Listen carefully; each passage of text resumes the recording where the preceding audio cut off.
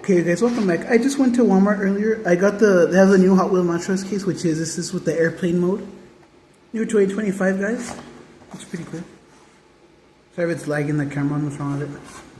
So name, airplane mode, truck type, aircraft strength, rad altitude, crash attack, expectation, turbulence. So these are the new ones you can get, which is the Humvee, crush delivery with a new color, Dragonizer, which I want to get next, scratch attack, Demo Dobry, I'm not bothering because I already have it, Gangster, and Rambling Wrecker's pretty cool in person. This is the second release they've done of it. They did it with a double pack, is the second release.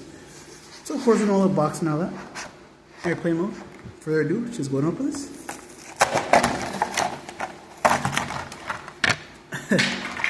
Okay guys, like I said, we don't care about the car.